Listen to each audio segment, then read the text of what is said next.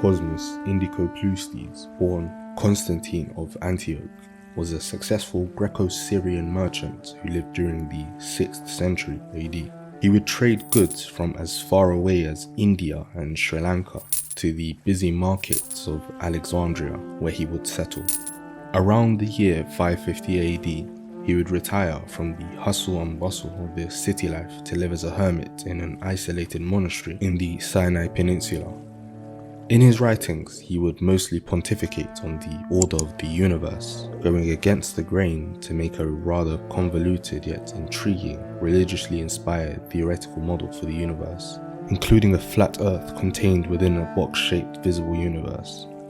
Elsewhere in his books, he would also go into detail about the peoples and nations he interacted with in his life as a tradesman, like the Syriac Christians of modern-day Kerala. But the one place where his work has proven to be invaluable was in his writings on Axum. Cosmas would have visited Axum, likely landing at the port city of Adulis, at a very opportune time from a historical standpoint. It was at this time, during the early 6th century AD, that the famed King of Kings of Axum, Kaleb, was planning Axum's second conquest across the Red Sea to deal justice to the king of Himyar, Dunoas, for his alleged persecution of his Christian subjects in Najran. Cosmas recounted his visit to Axum, where he described the four-towered palace of the Aksumite king, decorated with bronze statues of unicorns. He would also go into detail about the rows of large granite thrones bearing inscriptions attributed to the legendary kings of times gone by, serving as commemorations of these kings' victories in war. Still, Cosmas's most famous detailings had nothing to do with Kaleb nor his ambition. He was tasked by Kaleb to inscribe the words written on a collapsed stela behind the throne, with inscriptions written in Greek that likely belonged to the third Ptolemaic pharaoh, Ptolemy Euergetes, meant to bear witness to the military successes of an anonymous Aksumite king. Afterwards, I grew to manhood and bade the nations closest to my kingdom to keep peace. I waged war and subjugated in battle the following peoples. I fought the tribe of Gaze, then won victories over the Agame and the Sigweni. I took as my share half their property and their population. The inscription would go on for much longer, where the king would tell of his victories in Saudi Arabia and Yemen, and his subjugation of the many more tribes on the peripheries of his kingdom, the domination over the polities of the eastern desert, all the way to the borders of Egypt, where he would commission a road connecting the port town of Berenike in Egypt to the highlands of the Horn, excluding that which Kaleb would soon build. This would make his dominion the single largest in African history, covering 1.1 million square kilometers and larger than the medieval Sahelian empires of Songhai and Mali that are typically awarded this title. It's rather ironic then that the kingdom this unnamed king once ruled, along with its legend, have been left to gather dust in the annals of world history, rarely mentioned, much like his stela and legacy, buried beneath the sands of time and preserved only through a brief account from an entirely foreign man.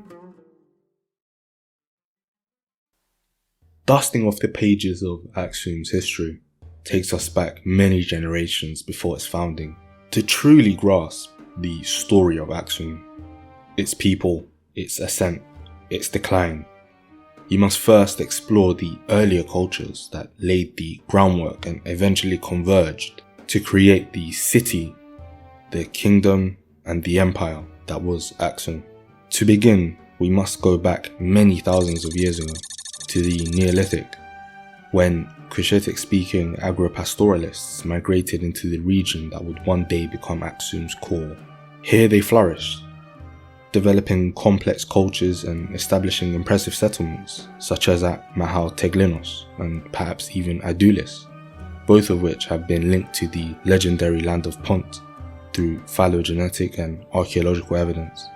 Far from merely trading or sharing cultural affinities with the more renowned states of the Bronze Age, These early polities engaged extensively in the political and military affairs of both Nubia and Egypt. At the end of the 2nd millennium BC, perhaps due to pressures that would have come about during the Bronze Age collapse, migrants from South Arabia would cross the Red Sea and settle in the highlands of the Horn in great numbers. So much so, in fact, that modern Eritreans can derive up to 30% of their ancestry from these migrants. Within a few hundred years, through a merging of cultures, a language shift to a Semitic tongue occurred, and the South Arabian script was adopted, eventually modified to become the earliest script developed in sub-Saharan Africa sometime in the following millennium. Some tend to equate this migration with something like a conquest, but the available genetic, linguistic, and archaeological material wholly contradicts this notion.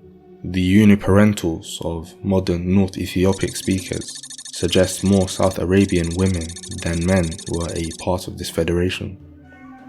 The words for many technologies, particularly pertaining to agricultural practices in the surviving languages, are Cushitic in origin, and the sites associated with this time period, the pre-Aksumite era, show signs of a brief merge of cultures and not one being wholly dominant over the other.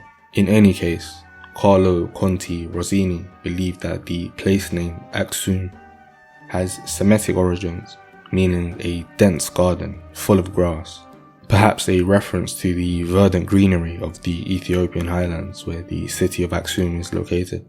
Elites from the capital of Saba, Marib, would likely marry local Cushitic elites, with Cushitic elites also crossing the Red Sea to get married in Saba. Presumably these marriages were arranged to further political agendas in both lands. One of the primary settlements of the pre-Aksumite period was at Yeha, where a great temple was built dedicated to the lunar deity Ilmaqa, dated to 700 BC. Yeha was also the proposed capital of the legendary kingdom of Da'amat, mentioned in later writings from the 3rd century AD. Da'amat, not to be confused with the medieval kingdom of a similar name, Damot, would have been established sometime in the early 10th century BC. Although there is not much known about it, leave for inscriptions of kings and rudimentary archaeological work, South Arabian influence in the region peaked in this time period. By the late 7th century BC, the Amat would dissolve, and as a result, the remaining Sabaic South Arabian influence would largely diminish. Many settlements would begin to appear where the inhabitants would continue to make iron tools, herd cattle, goats and sheep, and cultivate crops such as barley, wheat, linseed, lentil, and the indigenously domesticated grain used to make the world-famous flatbread, injera, called tef. Over time, these settlements would turn into small polities and would operate as petty kingdoms. By the time of Aksum's proposed foundations as a kingdom around the 2nd century BC, one great king, the King of Kings or Negusa Nagast, a title used by later Aksumite rulers, would unite these smaller kingdoms under their dominion. And this is where Aksum's true imperial origins lie. Not as a trading power capable of fielding hundreds of thousands of men, but as one of many insignificant tef farming agricultural settlements. Initially, it was in cities like Adulis and Koheto that true power would be centered as a result of the wealth that was brought about by the incense trade. How exactly Axum became the regional power over the coastal incense trading cities isn't a question we have a concrete answer to. A leading theory is one where Alexander's conquest of Egypt laid the pieces for Axum to dominate their neighbouring polities. After Alexander the Great's death and the ascension of the Ptolemies as pharaohs, they would adopt a new strategy of guaranteeing safe passage of incense-carrying merchant vessels in the Red Sea in return for a hefty discount. Of course, rejecting the proposition wasn't an option, and consequently, the incense trading cities on the coast saw their profits plummet. To exploit this power vacuum, Axum implemented a change of strategy. Instead of farming staple crops in the name of subsistence, the farms would prioritize cash crops like the incredibly sought-after Ethiopian pepper. used both medicinally and as a culinary spice throughout the Indian Ocean. This shift allowed Axum to grow its wealth and exploit the weakened position of the coastal trading cities who relied so heavily on incense.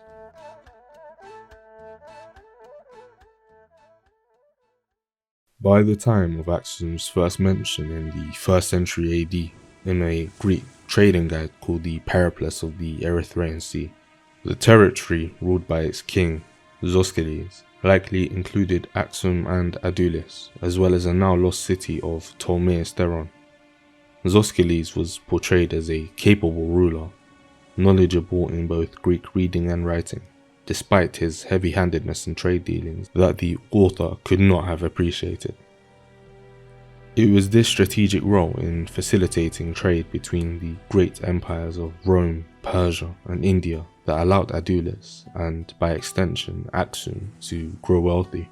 Through exporting goods such as turtle shells, slaves from the interior, hippo hides, and later more refined goods such as ivory rings that would become status symbols in lands as far away as England, the war chest would fill some more, and more monumental works and ambitious military campaigns could be pursued. By 200 AD, Axum was recognized as a truly powerful kingdom, and it was at this time that Axum would, for the first time, rear its iron-clad head east, looking to the lands across the Red Sea.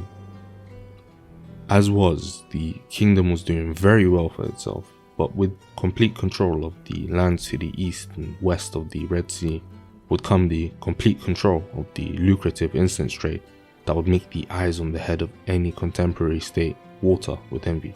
After half a century of fighting and politicking, the anonymous king of the monumentum adulitanum, the collapsed dealer that Cosmas would read and record, had finally managed to grab a permanent foothold in the Arabian Peninsula. At this time, it is said that the prophet and founder of the religion of Manichaeism, Mani, regarded Axum as one of 4 great powers of his time, the others being Persia, Rome, and China.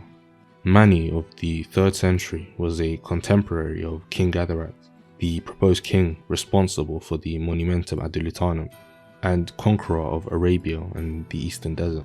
Though Axum was considerably influential at this time, with archaeologist and numismatist Monroe Hay highlighting their status as one of 4 states of the time capable of issuing gold coinage, we are still unsure if these are actually Mani's words, as the quote is sourced from the semi-apocryphal work, the Kephaleia, compiled 2 centuries later in the 5th century. It is known, however, that the belief became accepted in Manichaean communities by the 4th century AD.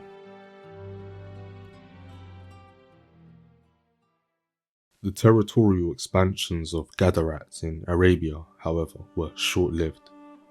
By the time of King Ezana's reign, Axum no longer held much territory in Arabia, and though Axum was thriving economically, their territory on the African continent too had shrank.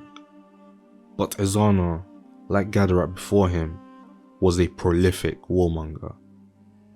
Written in Greek, Sabaic, and Ge'ez, the local tongue, the Ezana stone details the successful conquests of the great king, from quelling rebellions from the Beja of the eastern desert of Sudan and Egypt, where he would seize 10,000 of their precious livestock, to annihilating the settlements of migrating Noba tribes along the Blue Nile, where his men would drown an innumerable quantity of their fighters and innocent, to sieging and pillaging historic Kushite cities, making away with over 10,000 cattle, 50,000 sheep, and an unspecified volume of metals and grains. Ezana's battles in the Nile Valley came at a time of major strife in Kush. Thanks to raids from the migrating Noba, political instability, economic turmoil, and finally the marauding Aksumites, the over 1,000-year-old kingdom that once rose from the rubble and ash of the Bronze Age collapse, that would conquer ancient Egypt and that would fight valiantly against Assyrians, Persians, Romans, that had moved its capital 3 times in the name of survival, would officially dissolve. The wars detailed in the Ezana stone are thought to have been fought towards the end of his 30-year reign. His most consequential decision, however, came in the first few years of his kingship. Egged on by his childhood ex-slave tutor, who returned to Axum as a bishop ordained by the Patriarch of Alexandria, the Phoenician Frumentius, Ezana would disavow his old gods to become a Christian. Ezana, who, by historians' accounts, was a despot who believed Ares had begat him, adopted Christianity, and with that, Axum became one of only 2 officially Christian nations on the planet.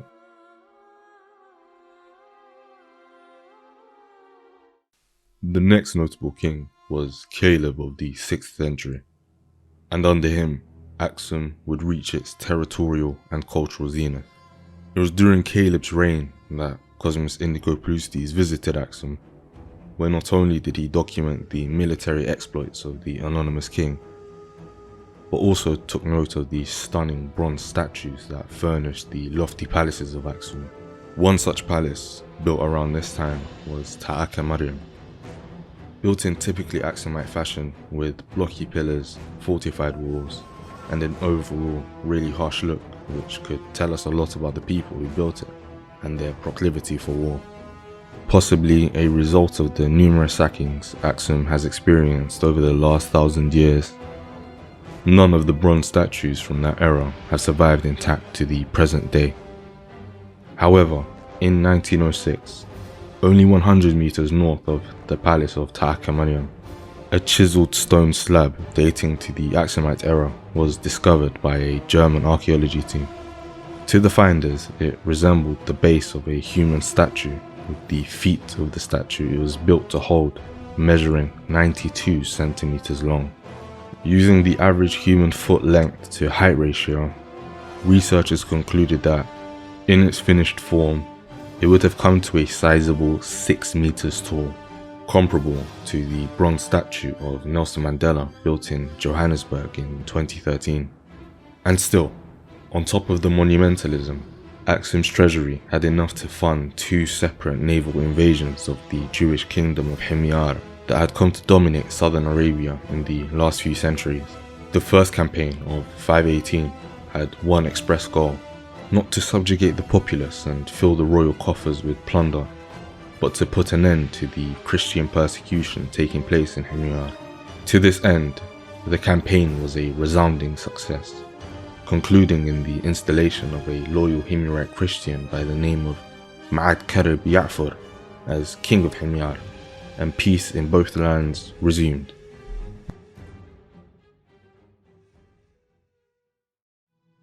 But of course, the peace did not last long. 2 naval invasions were mentioned after all.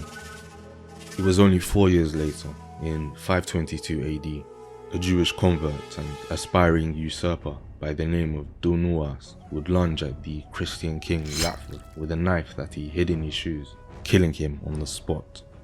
With Ya'fur gone, Dunuas, meaning he of side locks, in reference to his 2 locks of hair that signaled his devotion to Judaism, would become king.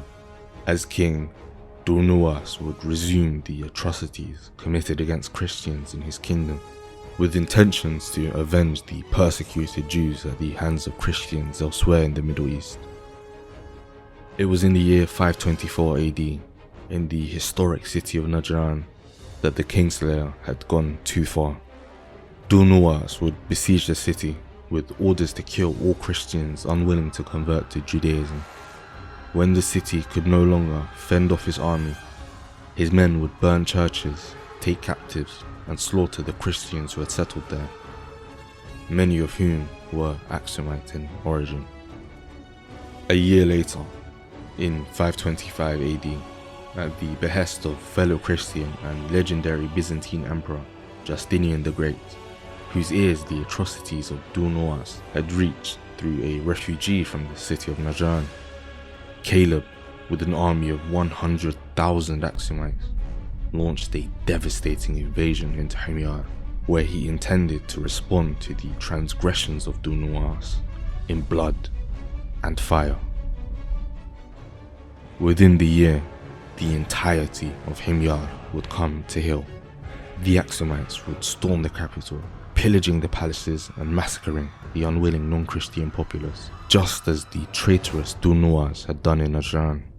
After suffering such a humiliating defeat, Dunois would end his own life by riding his horse into the very Red Sea that he, at one point, thought of as his own protection, a geographic barrier that would surely deter the devout Axumites from inflicting such a calamitous retribution. By the end of the war, most of the kingdom was Christian, and with the annexation of Himyar, Aksum's domain had reached a massive 2.5 million square kilometers. Just like with Gadarats, the majority of the territorial gains from this conquest were soon lost, most notably in Himyar, where Abraha, an influential Aksumite general, would seize power and declare himself king in Yemen. Soon after, Kaleb would abdicate his throne and, like Cosmas, retire to a monastery to live out his days in hermitude. Justinian, thinking of the Axumites as great allies owing to the deeds of Kaleb, would call on them again to march against the Sassanids, to come to the aid of the Byzantines. Unfortunately for Justinian, Abraha wasn't half as competent a ruler as Kaleb, and so after one meek march, he ordered his army to execute an immediate retreat. Abraha was more likely concerned with consolidating control in Arabia than diplomacy. Early Islamic sources tell of Abraha as the general of the invading Abyssinian army during the Year of the Elephant, where he would attempt to destroy the Kaaba, only for birds sent from God to rout his army of elephants and mortally wound Abraham. The decision to not march on the Sassanids would come to be even more of a regretful one for his dynasty. Before the end of the century, the Sassanids, realizing a natural ally of the Byzantines so close to their border could spell disaster, would march on the sons of Abraham, defeating their armies decisively and vassalizing Yemen for themselves. Historians view the shift in power from Kaleb to Abraha in Himyar as being the first of many dominoes to fall that would eventually lead to the complete collapse of Aksum. But the main reason for Aksum's decline from the world stage can be conclusively attributed to the rise of Islam. Historically, Aksum's greatest customers were found in the north of the Red Sea, initially with Roman Egypt and later with the Byzantines. With the rise of Islam and the Rashidun Caliphate's rapid ascension to power in Arabia and North Africa, the trade that once made them rich would dry up, and slowly Aksum would begin to contract. In an ironic twist, much like the Noba tribes had exacted their revenge against their oppressors of yesteryear by raiding and pillaging the Kushites during their twilight years, the Bejas tribes, who had been on the receiving end of Aksum's wrath one too many times, began raiding the overextended Aksum. By the 8th century, Aksum had lost access to its crucial port cities. In the following century, all that is mentioned of Aksum is words associated with hardship, words of plague, of war, of famine. The neighbouring Muslim Somali city-states too would attract the attention of foreign writers, with a Chinese source from the 9th century stating their ability to field 200,000 men in battle. Clearly, they were not suffering from the same problems as Aksum. Perhaps Aksum's unwillingness to convert to Islam and reap the rewards of a world more connected than ever before would seal their fate as a state barreling towards a bloody cessation. But they would persist, existing in its distorted form for another miserable century. Led by a Jewish warrior queen, Yordit, an army would successfully overthrow the Aksumites in the year 960 AD. They would target churches, burning the buildings to the ground and destroying their literature. They would massacre Christians and sack the capital. As they say, history might not repeat itself, but it sure does rhyme. And with that, Axum was no longer. After 1,000 years of uncontested rule in Abyssinia, they would make way for foreign dynasties to be ruled by people once their subjects. In the hinterlands, where Axum had rose from obscure village to world power, after Yodit's dynasty's fleeting reign came the Zagwe, named after the Cushitic Agau conquered by Gadarat over half a millennium prior, where the ancient ports would receive and deliver the goods that made the empire rich. The Medi Bahri would lead into medieval times.